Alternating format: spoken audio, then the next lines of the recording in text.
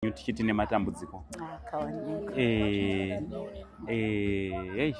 idambudziko ratakasangana naro iri senyika. Mungada kutizivisawo kuti imimi mune ukama nemhuri ipi uye muri panani kumhuri?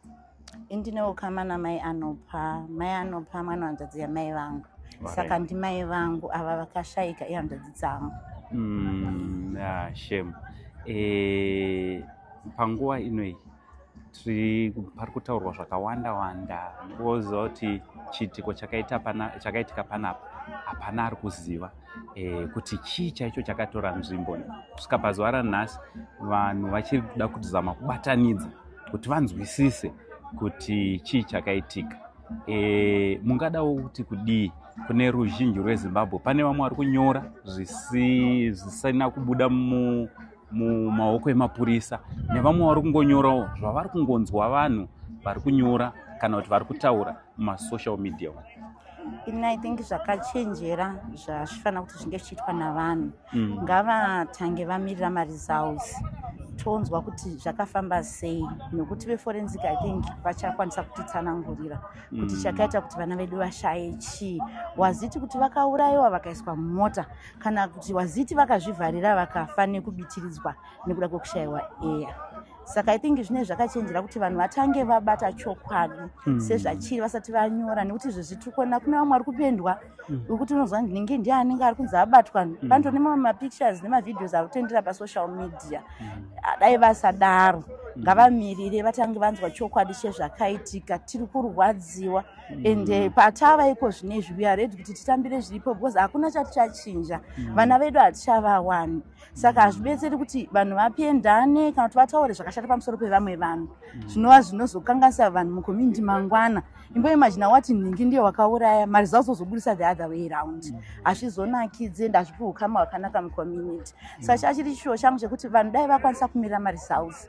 Vakamirira maresults tichakwanisa kuziva kuti zvii zvakaitika. Ende uye vana veZimbabwe chandoda kukudzai, munhu haisi huku. Ende hakuna munhu anorova, mweya wemunhu haungoendi. Kana vana vakaurayiwa, God is going to fight for them. Saka musatya nekuti kudenga kuna Mwari. Above all, kana kunzi munhu akaita izvi, denga riri kuona. Asi kana vana vakazvivharirawo, tine tichizongoonawo pamaresults. Saka ndinoona sezvakachenjera kuti tizonyora tava nechokwadi chiri pachena.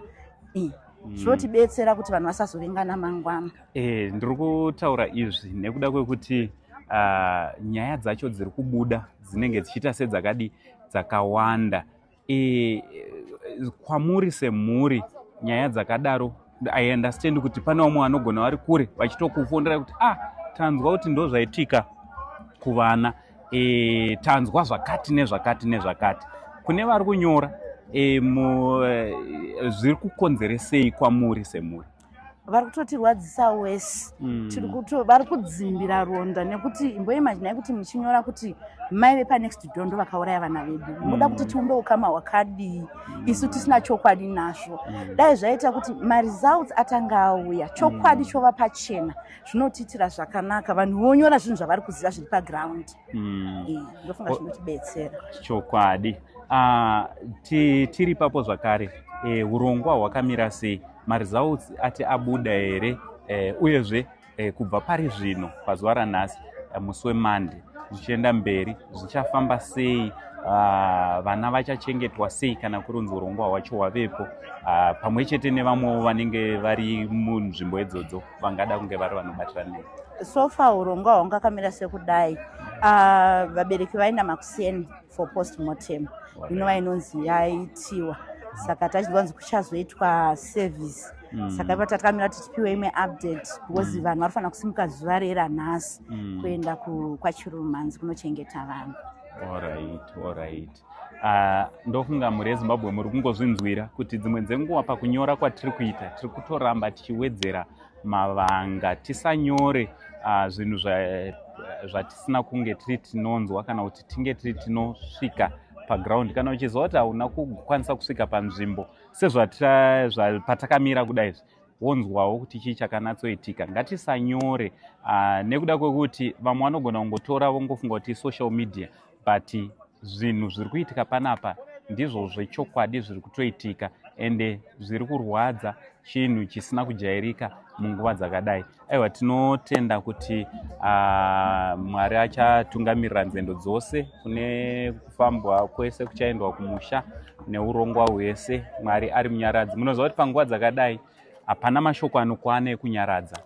Ndicho chokwadi. Mukanzwa munhu achiti aiwa takaenda kunovanyaradza, tiri kutonyepa kana tichitaura kudaro. Apa panotongoda Mwari vamene ndo vanokwanisa situation iri panapa. Chedu chatinogona kungoita kungonamata kuti imi Mwari munyaradzi, chinyaradzai mhuri idzi dzakasangana nedambudziko rakadai.